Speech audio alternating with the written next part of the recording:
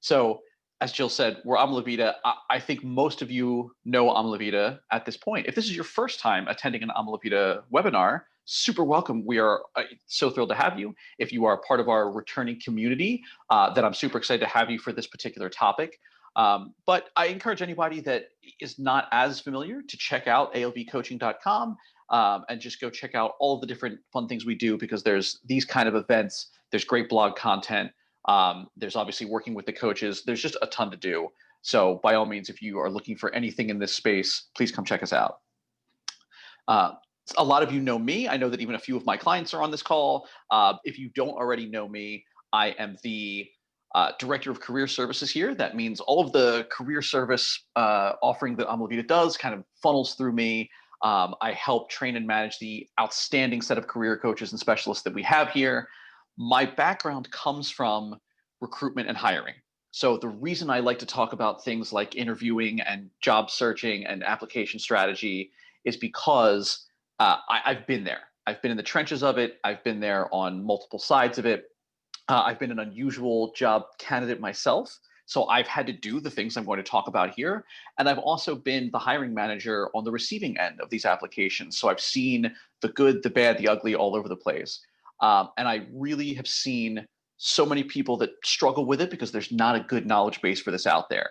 Nobody took an application course in high school, right? Nobody took a, how to land the job of your dreams 101 when they were a freshman in college. So this is something that I like to do because I've seen so many people struggle with it.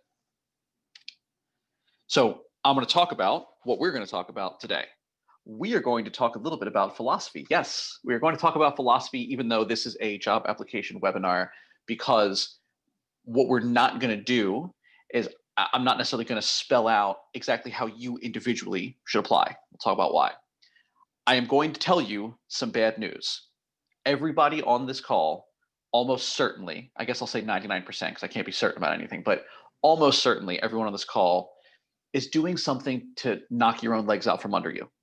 There are things that you're not doing enough of, things that you have to change, things that will require more effort on your part.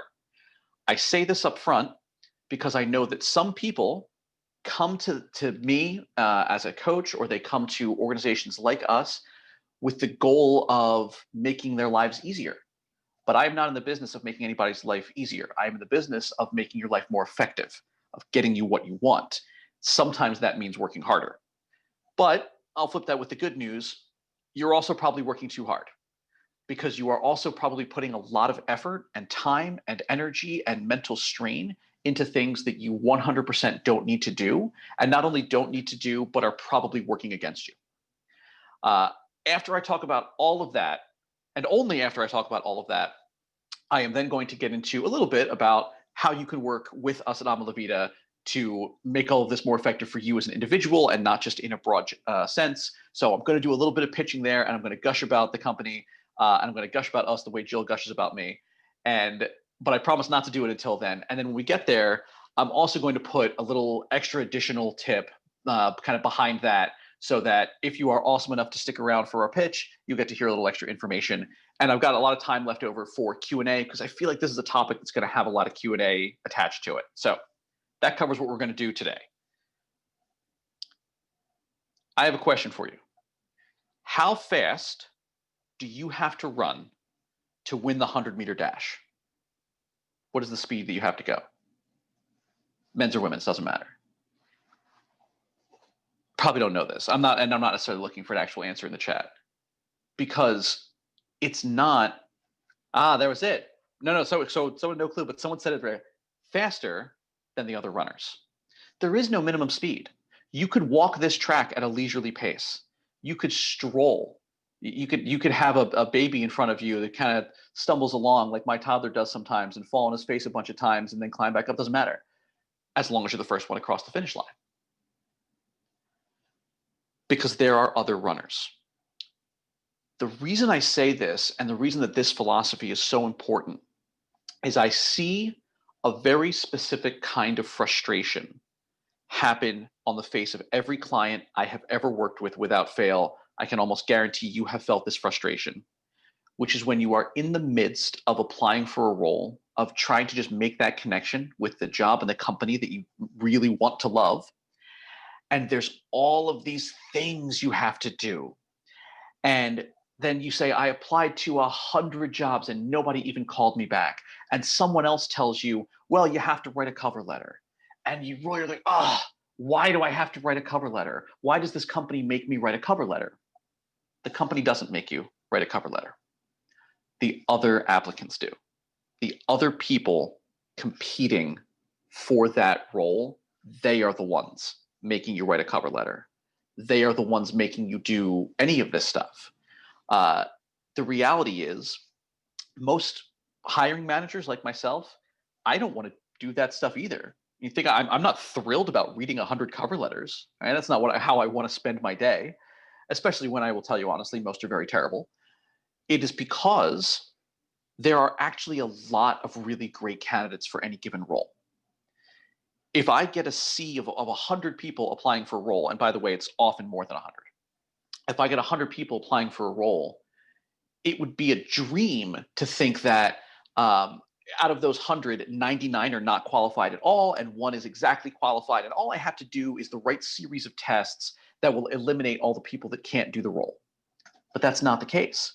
The case is that if I give a series of tests relating to the job to all 100 of these people, 75 will pass, 25 will pass, who knows, but enough will pass, and I might only have one spot or 2 or 3 spots. It comes down to a race, photo finish. The person who wins the silver medal is a fantastic athlete. They didn't fail anything, but they didn't get first place because someone else was a little faster. I don't know if everybody knows who this is, but this is a picture of Cyrano de Bergerac, which is me just being very, very nerdy about my PowerPoint presentation here. If you're unfamiliar, Cyrano de Bergerac, it's just an old play where he writes love letters on behalf of someone else, and then that person, gets the love. I'm not going to be Cyrano de Bergerac for you. I am not going to tell you one by one, here is exactly what you have to write down. Here's exactly what you have to say. Here's exactly what you have to do, because you're all applying to different roles in different industries. And so on a group basis, that doesn't work. Even on an individual basis, I don't like to craft words for people because I'm me and you're you, and you don't want exactly the role I want, and you're not going to say exactly the roles I'm going to say. So if you came to this webinar expecting that the next slide is going to be a cover letter that I wrote that you can copy verbatim and send and it will get you the job you want, I'm sorry to disappoint you, but at least I'm disappointing you early. That is not what we're going to do today. I am, however, going to tell you what the elements are that you're missing that have to go in there. When I work with individuals, when I work one-on-one with my clients, we actually do a little of this. I don't go so far as to write their cover letter for them, but I actually just saw a notification that someone left. I hope that that's actually unrelated to this, but I think it's very funny that a person left right at that moment. So when I work with individual clients, we do actually some of that. We do strategize the specific approaches. We will craft very specific applications for specific roles. And I'm going to share some of those stories today of some really, really creative ones and really bold ones that have gotten there and have gotten the job done. And that's going to be a recurring theme, is that there is a little bit of boldness at play here. Okay. This is a chat game, right? This is like a Wheel of Fortune, right? Most of this is done, but if you want to put it in the chat, what you think this phrase is, we'll see who the first person to put this into the chat is. While you're thinking about that, boom, we got a winner like right away. I don't know if you're just a fast typer or a fast puzzle solver, but got it right away. And you have it correct. So while you're thinking about this, I want to ask a question for everybody, and it's rhetorical. You don't have to necessarily answer or put in the chat, but if you want to discuss in the chat, it's great. When you show up to an interview and you are really well put together, right? Meaning everything's clean, you're in a smart outfit, hair is good. If you wear makeup, makeup is good. You're not flustered. You have a notebook ready. You have your pen ready to go. The phone is on silent. How are these things? What does that say about you as a candidate in the interview? If you were interviewing somebody like that, what does that say about them versus say someone who shows up t-shirt and sweatpants, no notebook of any kind, bedhead, whatever that might, maybe like last night's makeup, whatever it is. What does it say? So I'm seeing, and I only see like the flashes of chat, but it looks like people are saying, I'm seeing preparation, seeing care, taking it seriously, respect. Oh, I like the respect time. Right, absolutely.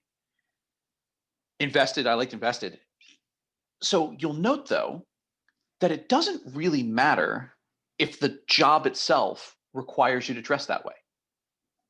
We have roles internally at Amalavita that never see a client. And because we're all remote, honestly, might never even see a coworker. Lots of people have those kind of roles. Some of you might have had those kind of roles where it well and truly does not matter how you dress. Maybe a remote client success sort of role where it truly does not matter what you look like. And yet, when you go to the interview, you're judged that way. So all of you wrote down that you care, that you're invested, that you respect the other person's time. No one put, when I said, what does this say about you? I didn't see one person who said you have good fashion sense or, that you're any of those type of things. We have just explored a psychological concept called signaling. Signaling is when you demonstrate some sort of value by sending a signal that's not directly that value, right? So I can directly show you that I am great at cooking by cooking. I could make you a meal, put it in front of you, you could eat it and say, wow, you are an absolutely fantastic chef. If you walked into my kitchen and I had beautifully lined up chef's knives on one of those magnetic holders, and I had, an apron and a full white chef's jacket, and I had, a chef's hat sitting up, and all of these like new maybe stoves and appliances, and very meticulously organized ingredients and spices, you might also think I am an excellent chef. I haven't proven it, but it's a good signal. It's not proof, but it's a signal, because chances are somebody probably doesn't have all that stuff if they're not a great chef, or at least not trying to be. That is the essence of signaling. You can't, in most cases, prove that you would be an amazing candidate. You have to signal it, and you have to find those strong signals. When I'm the hiring manager, I'm playing Wheel of Fortune, just like this, and I am trying to find the letters that make the perfect candidate. If you are doing a good job helping me, then my Wheel of Fortune board when I'm working with you looks like this. It was easy to figure out. Lots of people, got it pretty quickly. But a lot of people apply like this. This is what, as a hiring manager, I get from a lot of people. This is what a lot of people give to their hiring manager. It is a lot harder from here for me to figure out that what that phrase is the perfect candidate.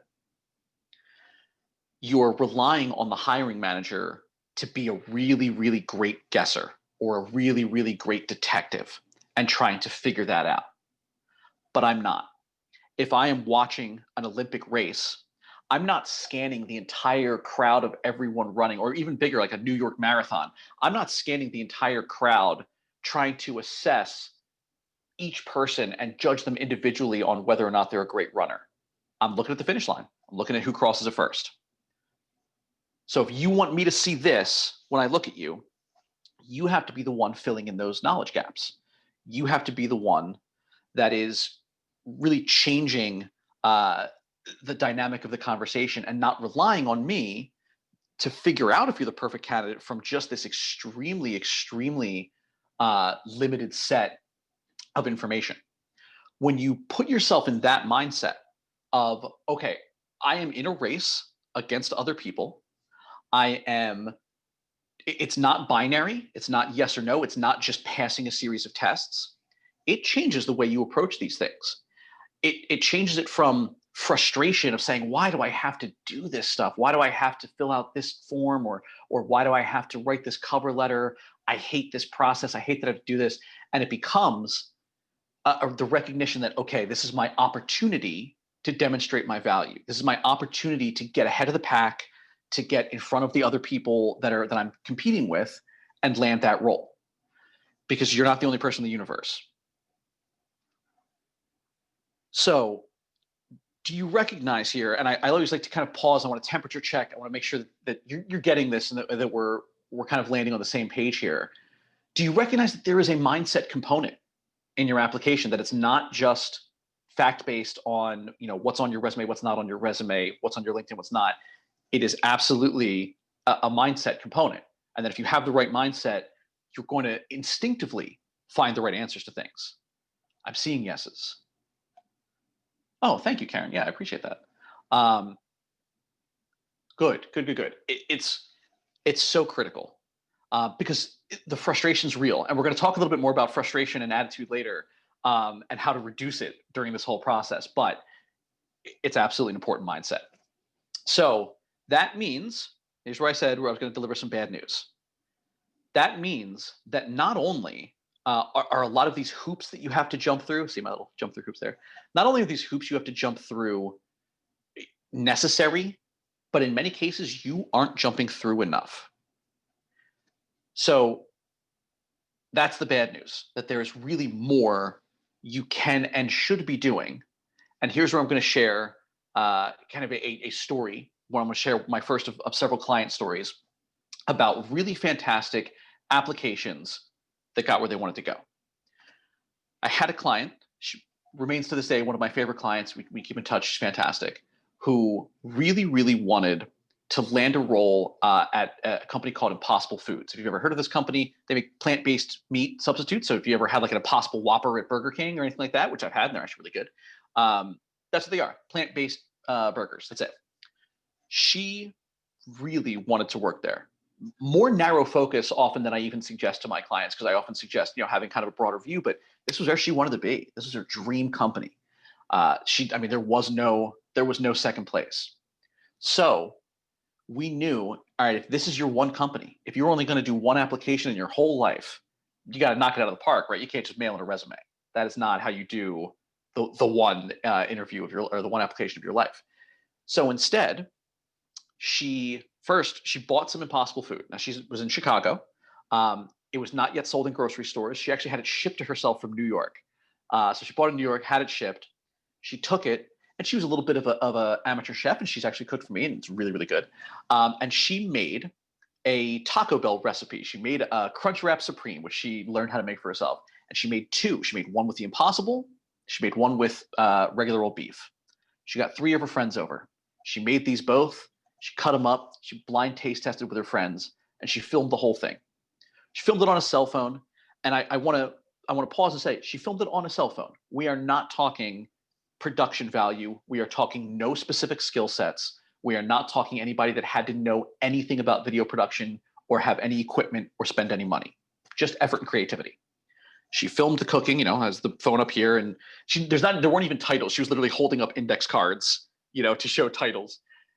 Films the whole thing, shows it to her, gives it to her friends. Her friends say, "Oh, we can't tell the difference," right? And she has this just great little video. She sends that to everybody, right? We send it to their Instagram account. We send it to their CEO and CFO. We sent this video to everyone, and they went nuts. They loved it. They loved her. They thought this is the greatest thing we've ever seen. They flew her out to California. They interviewed her. They sat her down on the first interview. And on her first interview, where they flew her out to California, and who gets flown out for a first interview? They sat her down and they said, at the end of that interview, they said, "We are hiring you." They said, "Now you're going to go through 27 more interviews. But the reason you're going to go through 27 more interviews is every department wants to interview you. And we got to figure out where you're going to work. But we're hiring you. Like all of these other interviews now are to find out where you're going to work and what you're going to do." And think about that. There wasn't even a role yet. And they're just interviews saying, "We love you."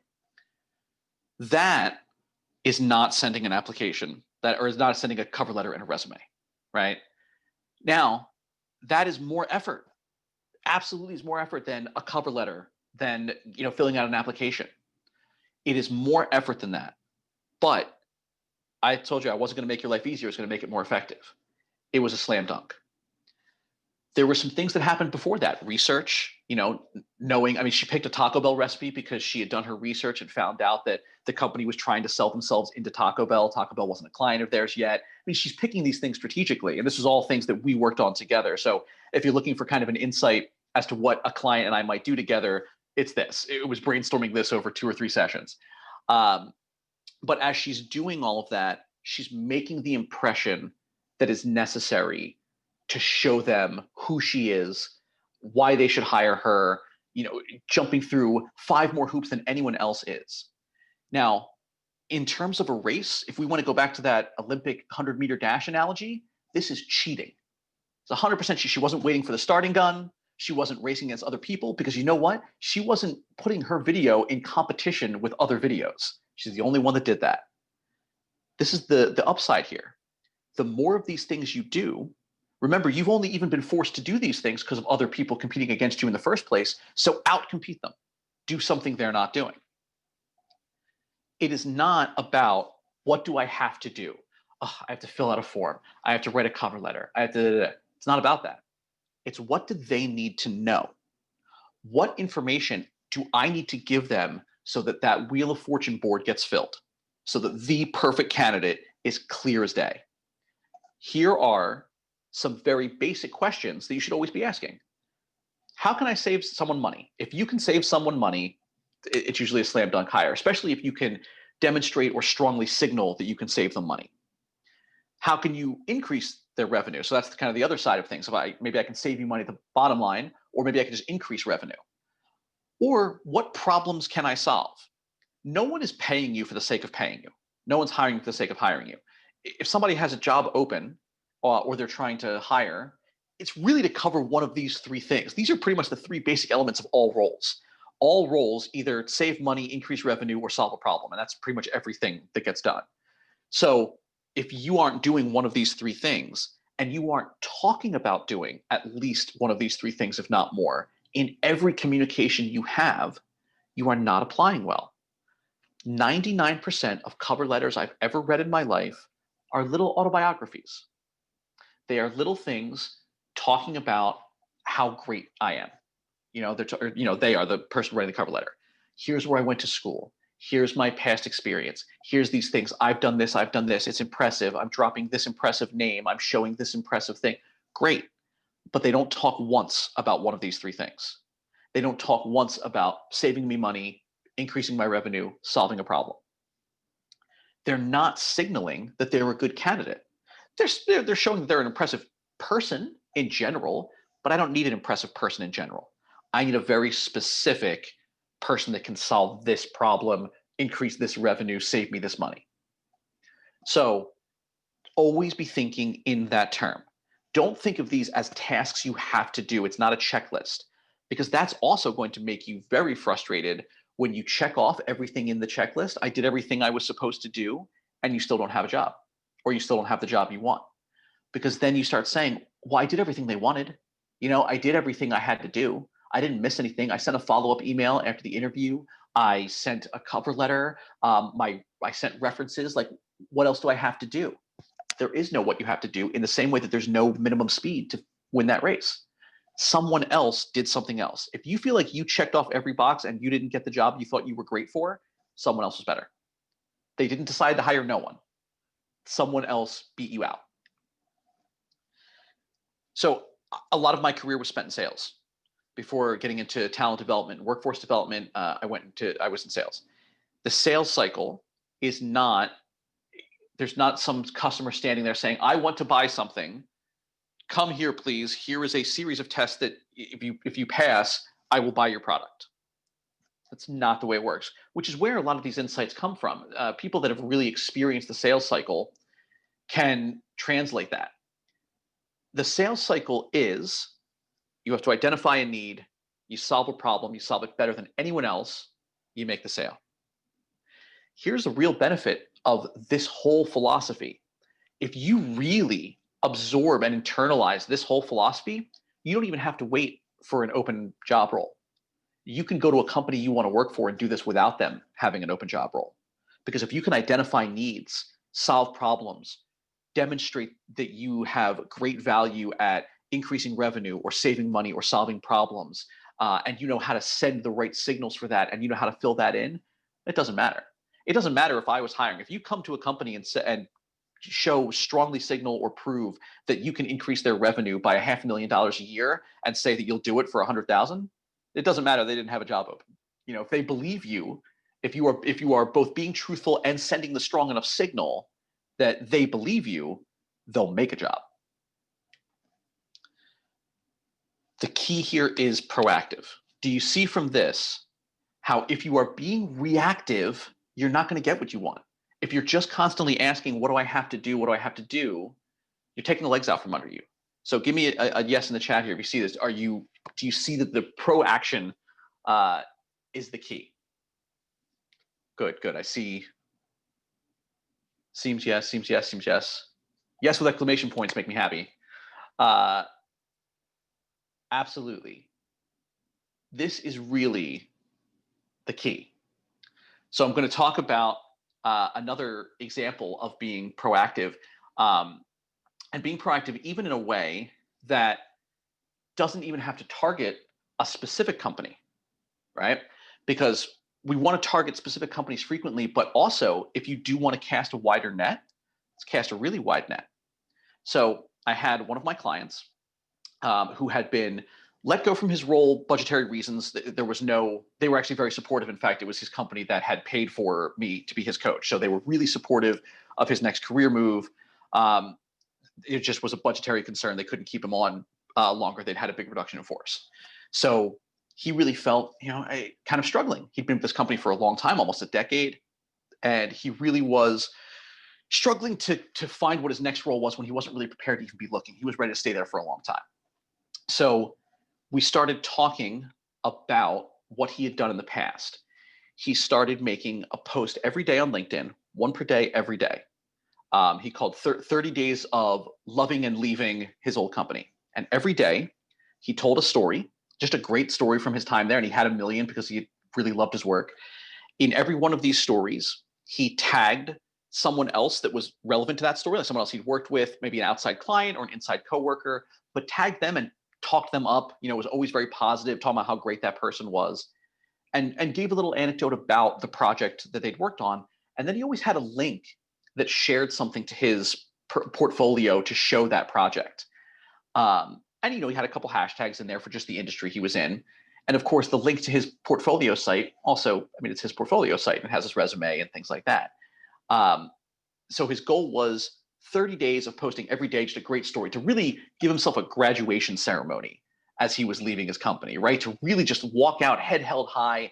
And he didn't get to the end of the 30 days before he had a job offer, because he was signaling that value so strongly every day. Remember, it's not about what you can do. It's about what other people know. You're the perfect candidate. You know that. They don't know that. They have to play Wheel of Fortune. They have to guess letters. But if you just cheat and give them the letters, you'll get there. So think about always ways to signal moving forward. Now, I said there'd be some good news, which is that we talked about it, the things you're not doing enough of. Not being proactive enough for most people. This isn't accusatory. I'm just saying in general, most people, you're not being proactive enough. You're not jumping through new and interesting hoops. You're jumping through the same hoops as everybody else. You're matching pace with the crowd when, of course, it's a competition, it's a race. So here's the good news. There's a lot of stuff you are doing that you don't have to. A huge amount of stuff that not only you don't have to, but you shouldn't. So I love this picture. It cracks me up. We are not robots. We do not get to just wander through our day totally immune to attitude adjustments up and down by outside things that happen to us. That'd be great. It'd be wonderful if that was the case, but it isn't. If you send out 100 job applications, you're on Career Builder, Indeed.com, the LinkedIn job boards, anything, and you click that button, right? Because it's super easy. In fact, they even call it that. It's either easy apply or apply now or something like that. And you preload your resume. You can click one thing, send it over. It's outstanding, right? It's terrible. It's terrible for so many reasons. First off, I'm going to tell you right now, it doesn't work.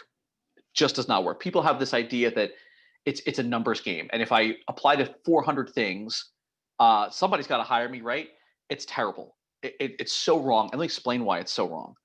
One, you're not really increasing the number of jobs you're applying to relative to anyone else because everyone can do that, right?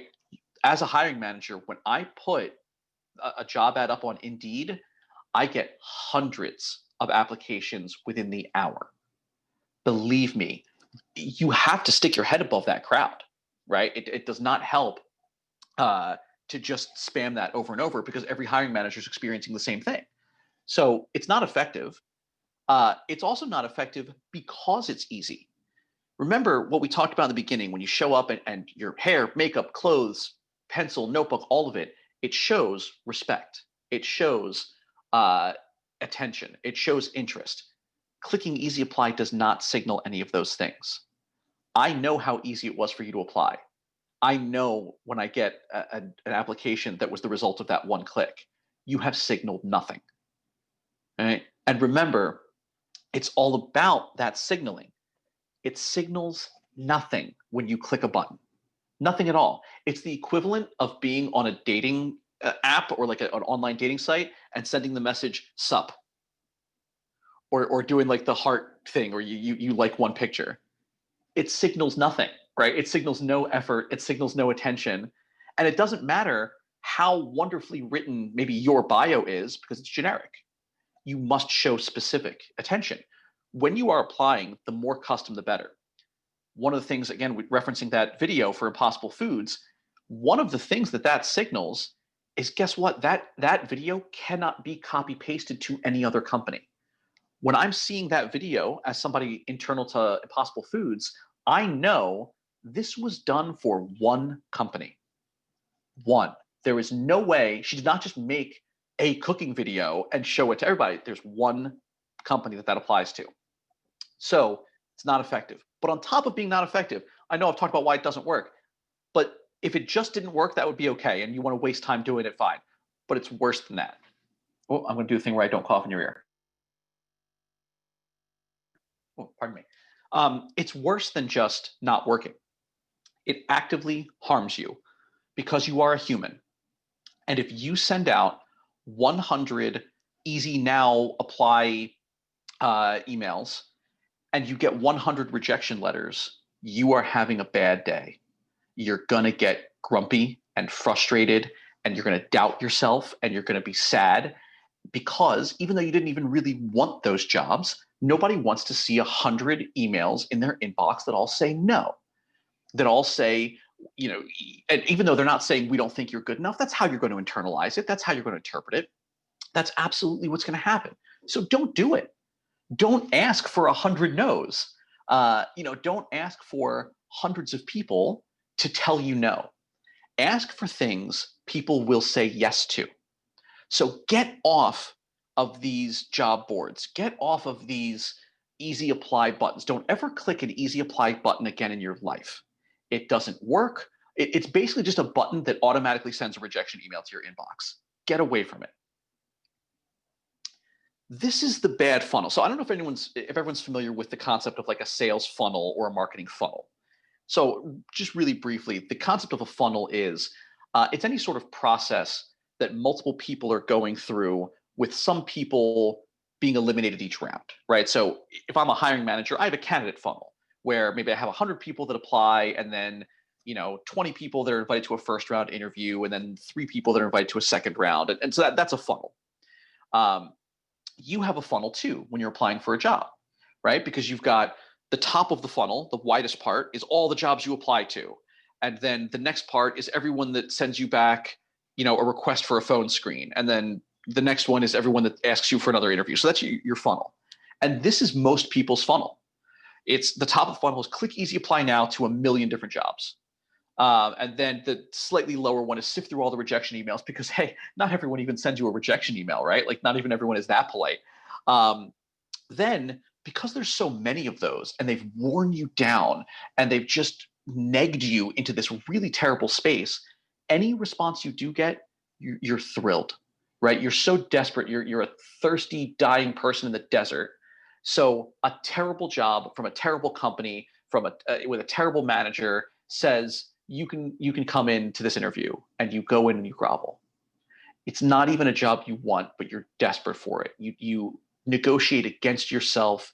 You beg. You get incredibly worked up and anxious about even going into the interview, and then they offer you a job that's out of your career path and is 20,000 a year less than what you made previously, and you take it because you've worn yourself down. That is why this process is not only ineffective, it's actually bad. It actually is working against you. Please don't do it. Wear that helmet that guy was wearing in the suit here. Wear this helmet. Protect your attitude. Don't set yourself up for this. Instead, create a entirely different funnel, and we're going to talk about it in a minute. But do you see that? I mean, I know people have experienced it, but sometimes we experience it and we think that it's the universal truth. There's no escaping it. But now do you see that process actually hurts your chances at getting the job you want? It's not helping you. You settle. And listen, if you are, I'll tell you when to use it. You are 18 years old, you've just graduated high school, you need your first job. It doesn't matter what it is, you need work experience. Great, do it. Take anything. I've told plenty of people who are 18, you're 18, take anything, right? Just, get some money in your pocket, get some experience under your belt. Great. Unless you are 18 years old and graduated high school 3 months ago, that's bad advice.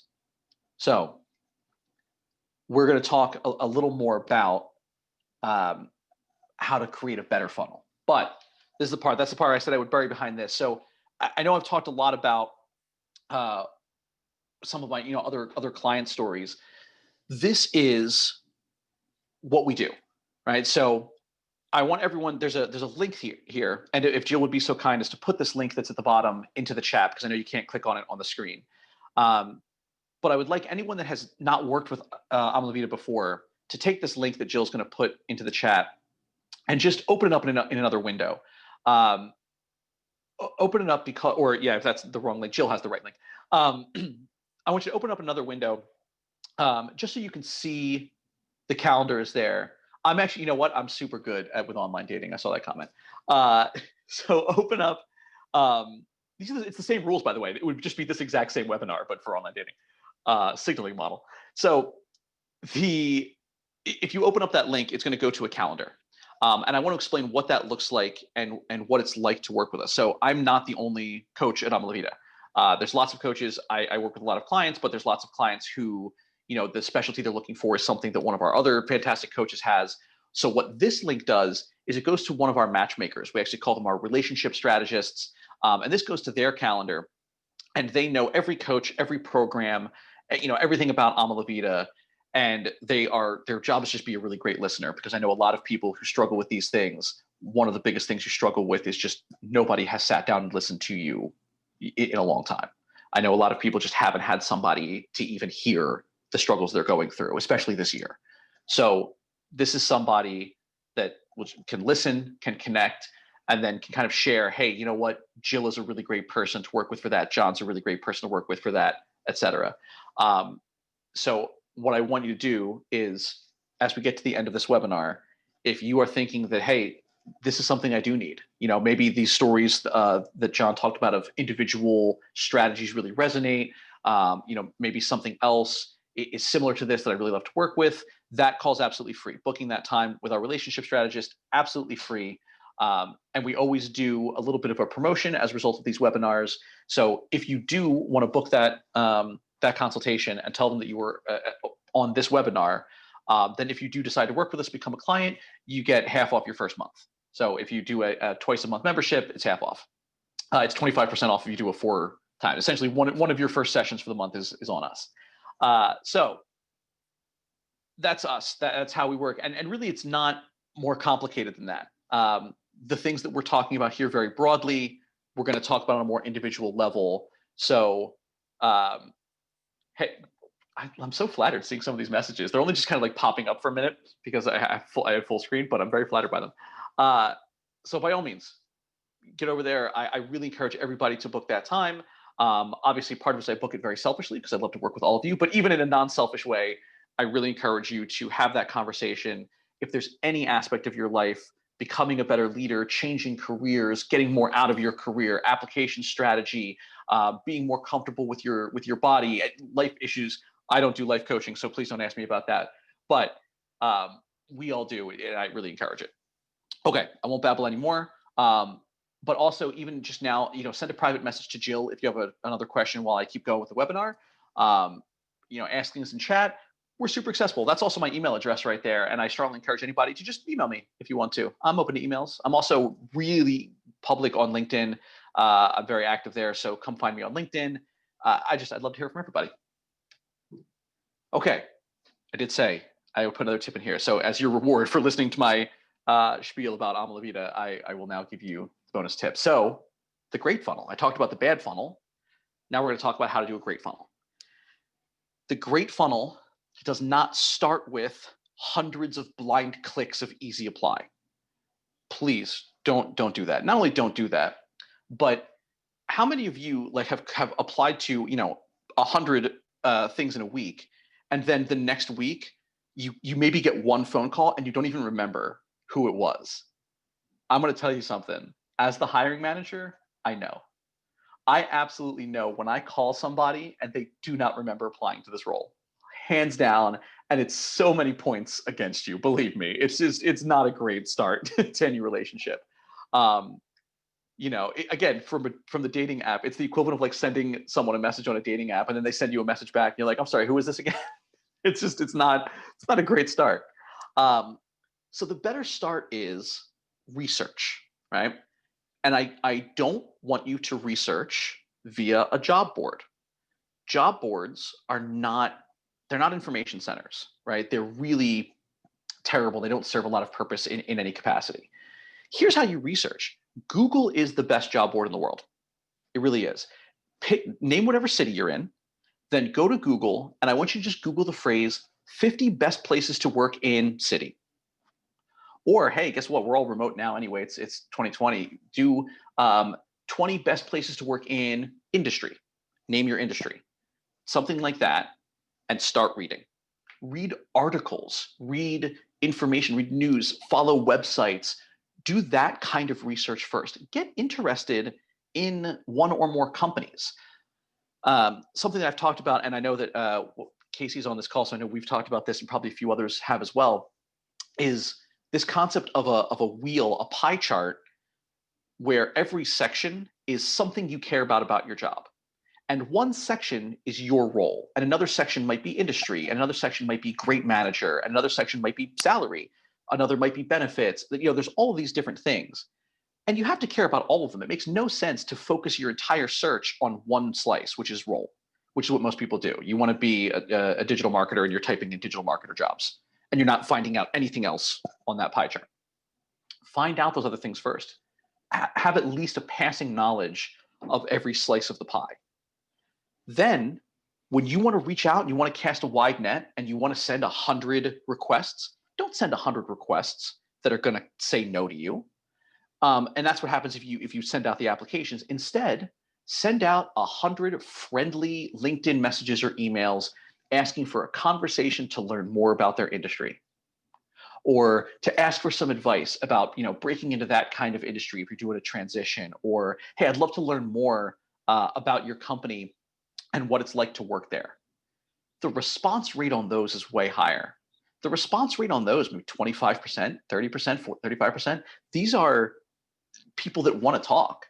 When you reach out and say, hey, I'm XYZ, I really loved reading about your company. I read this article, so I looked up a few people that work there. Your name came up. I would love to pick your brain about the company.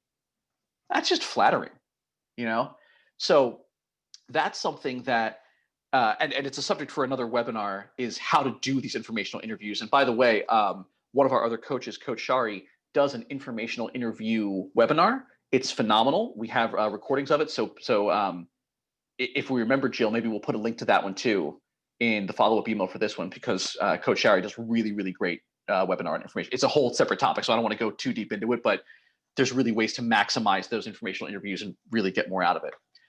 But then when you're at the point where you've got it narrowed down to a very small number of companies, not 200, but 5. Now it's time to do a fun project. It's time to do something fun and interesting, just like my client had with that video. I'll tell you even one, not from my client days, but from days as me as a hiring manager, is I was once hiring for a direct mail marketer, somebody to manage a direct mail campaign. I posted the job on Indeed. This was earlier in my career. I didn't know better yet. I posted the job on Indeed, and it was up there for an hour, and I had over 100 applications. Just so you know what's happening when you apply on Indeed like that. And then I got one email to my, there's always a like jobs@company.com email address, but then there's a John at company, and I got an email to that one from a young man who sent his resume. He sent a very great cover letter, but he also sent an Excel spreadsheet, and the Excel spreadsheet was listed there every county in the state we were in, the average income for that county, the percentage of the population that was in our market demographic, and the contact information for the county post office, because in New Jersey, where we were, you have to run direct mail through the US Post Office. So basically, he had given me the template to run the direct mail campaign. It's like, here's how you target which counties. You can target counties based on how many people in that county are of your demo and what the average income is. So you can target higher income counties first, and here you go. And the price. He's like, and here's the price per unit that the US Postal Service charges in that county, and here's the contact information, and here's how to order. He basically done everything but the design of the flyer we were sending. So of course I emailed him. I emailed to him and I said, "Oh, you must have done this before." No, he just did it. And note that everything on that Excel spreadsheet was just Google information, right? Like nothing on there required tremendous expertise. And when I talked to him, he said it took him a half an hour. It wasn't great. Again, I'm not advocating for anybody to do things that are wildly expensive or that take weeks to do. I'm really not advocating breaking your back, killing yourself for this. But what I am saying is that even a half an hour's worth of effort is so much more than most other people are doing that you're really getting it there. And I saw a comment, and I want to address it because I saw one flash up. I apologize, I did not see who said it, but it's so worth doing. I'm going to cut into Q&A time a little bit to answer it, which is this comment that some companies don't want you to deviate from their specific thing. You're right. Some companies don't. Some companies suck. Don't play that game. That is, from a behind the scenes hiring consulting standpoint, a terrible strategy on their part. That is them shooting themselves in the foot. That is them telling the world, hey, if you are a great, creative, talented person, don't apply here. That is telling them that the only thing I want you to do is race, right? So don't do it. If I see something like that and it's there, I don't do it. Here's another secret from the sales cycle. And I had cut this content from the webinar, and now I'm realizing maybe I should have left it in. So you're getting some bonus content. One thing that, as a salesperson, when I'm looking at those sales processes, one thing I think about is the competition. Sometimes I look and I say, okay, I'm trying as a salesperson to make a $1,000 sale, let's say, and I see a particular potential customer that I think would be a $1,000 customer, but they're really obvious, and every salesperson within 100 miles has identified them as a potential $1,000 customer, and so 500 other salespeople are trying to sell that person. So then I look over here, and here's a customer that's maybe an $800 customer, but no one's trying to sell to them. I'd rather do that. I would rather target where I have a really great chance of success because I can go off the beaten path a little bit. The companies that say we never want you to deviate, it's because they're not good at hiring. They're not good at evaluating talent. And guess what? How do you think they're going to manage their people? If that's how they manage their candidates, how do they manage their employees? Is that where you want to work? Do you want to work for a company that says, here is a process, never ever deviate from it? Never be creative, never invent new solutions to a problem, never find a way to get to the finish line other than the exact way we have always done it. So yes, it is true that some companies do that. See ya. You will never, if you work with me as a client, you will never hear me tell you to try to apply to that company. So instead, do the thing you can do to set yourself apart. Do this fun project, find a way to send it, right? So when we did that, it's not just doing a video and leaving it on your own computer, because that doesn't help anybody. You got to get it out there, buddy. You got to be willing to ship something, to take the risk, the bold move, to send it to the CFO and the CEO because it's great. And then they're coming after you. Then they're coming to you, and you're not going through these interview processes where you're trying so hard to grovel until they accept you. You're going to interview processes where they tell you, we're going to hire you. Every department wants to interview you to find out like, where you're going to be. Or I'm interviewing myself out there to the world, and people are reaching out to me and saying, I'm loving so much these portfolio projects. Now that I know that you're leaving, that means you're open to new offers, right? Can we talk? Get yourself recruited.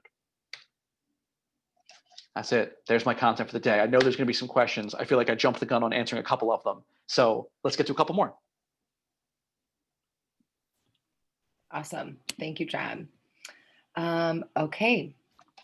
So I will let everyone just kind of gather their questions. I only have one right now that I don't think has been answered yet. No, it hasn't, because it was sent directly to me. Okay. I just learned that if I wrote, I changed a light bulb on my resume, that will not drive interest. Instead, I need to write single-handedly manage the successful upgrade and deployment of new in your opinion, is this where we are at with resumes? It's not about, I've even posted like that joke about the light bulb thing. I've even posted on my own LinkedIn, and I've written other articles about like this cheesy language and stuff. It's not about cheesy language. Here's what it is, because you're right that you don't want to put, I changed the light bulb. That's about you, right? What it is I solved the problem that you were working in the dark. That's the mindset shift. Is you don't need to fluff it. You just need to change the perspective of what you're talking about. Don't just say, I was a great communicator with our client base. That's why you got to say, I was a great communicator with our client base, and here's how I can prove it, because as a result, every client that worked with me as an account manager increased their spend year over year by 20%. You're demonstrating I increased revenue. It's not about fluff. In fact, fluff can often hurt you, because I know it's fluff, right? I read resumes all day as a hiring manager. I look at jobs. I know it's fluff. It's not about making yourself seem more impressive. It's about talking about real problems you can solve, real things you can contribute. So yeah, the single-handedly change the environmental lighting system. It's very funny, but what it really is just you were working in the dark and now you're not. And in some other capacity, it's, are you working in the dark now? Here's how I think you are. Here's how I can illuminate it. Right now you're spending, and some people don't even realize they've done this. I had a client once who automated a sales process that used to take 2 hours every day for the sales manager to do manually. And he automated it in just some sort of very basic programming so that it became an automatic process that was a 5-minute report to run. And that was not on his resume. It just came out in a story as we were talking. And I said, why have I never heard this story before? To him, it was very basic, right? Because to him, as this like programming expert, it was super easy for him to do. It required very little effort for him to do. But that's not the metric. Things that are easy for you to do might have amazing repercussions for other people that don't know how to do it. So don't think of things in terms of how easy or hard they are for you. That's not the impressive factor. It's whether or not it makes a big difference in the other person's life. Right? Whatever is common sense to you is someone else's miracle. Whatever is obvious to you, someone else can't do. I'm going to share a personal anecdote about my mom, because she's great. And I saw a job ad once, and just happened to mention this to my mom, that was a retirement coach, right? Not like a finance person that helped you retire, but somebody that if you already were retired, helped you find like nonprofits to volunteer for, or boards of directors to be on, just like things to kind of fill your time if you're retired and you don't know what to do with yourself. And I told this to my mom. I said, you'd be great at this, right? Because my mom does a million things, and she's been retired for years, and she has the retirement life, and she loves it. And my mom was flabbergasted. And she said, why does anybody need this? Like, I can't imagine anybody would need help filling their day when they're retired. And I said, that's why you'd be great at it, because you don't think it's hard. You don't think of this as something, but I can tell you that I have met people who, some of my clients are people that want to go back to work because they retired and they said they stared at the walls watching paint dry for a year, and now they want to come back. So believe me, some people do. So don't think of things in terms of what's obvious to you. Think of in terms of the impact you made on other people.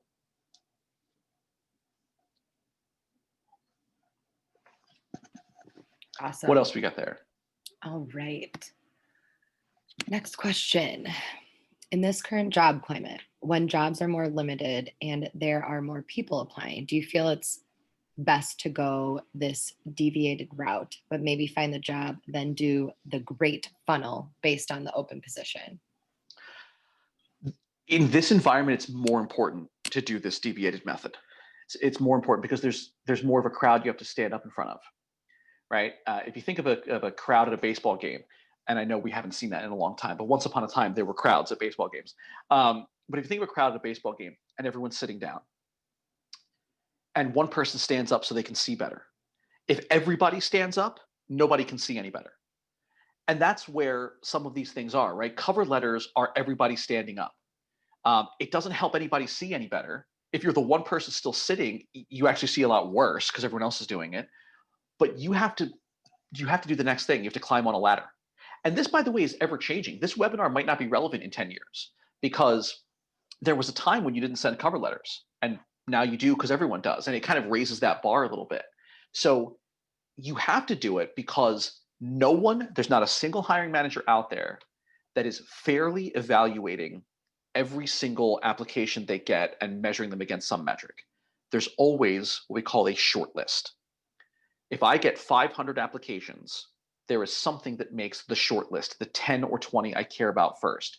And what that is in 95% of circumstances is it's the 10 to 20 people that, in addition to doing whatever the application process is, clicking the button, sending a resume, it's also the 10 to 20 people, and believe me, it's that small, that send me a private message on LinkedIn, or that send me something that changes the dynamic of our conversation, that sends me work, that sends me a video. It's a very small number, but they become the short list.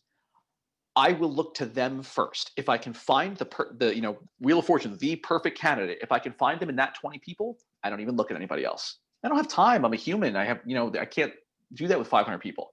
So your job is to get yourself on the short list, to find a way to just get attention.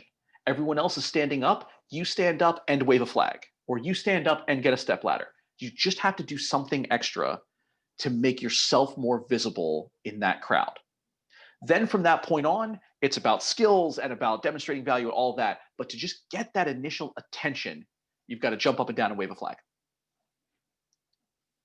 And right there, by the way, we're right at 3:00. So here's what I'm going to tell everybody. For anybody that has more questions, things like that, there's that link. Open it up. If you have additional questions after this, this is what we do. We are super happy to answer those questions. We're super happy to do these calls, these consultations, any of this. So if you have a question we didn't get to, I want to be respectful of people's time. I know it's the middle of the workday, so I'm seeing some people drop off, and I want to respect that time. But please email me, send me a message on LinkedIn, do any of these things. I really appreciate everybody's time. I had a great time doing this. I would love to do it more with everybody individually. Again, if you're looking for informational interviews, we have Shari, any of these things, please open up that link, grab a conversation. I would love to talk with you, and everybody have just a fantastic day. And thank you so much for joining us here today. Thank you so much, John. And thank you everyone for joining. If you didn't, I think we had one question left, but John, I'll just shoot that to you and we can include it in the follow-up. But yeah, thank you all so much for joining, and hope to see you again on one of these soon. Great. Bye, everybody. Bye, guys.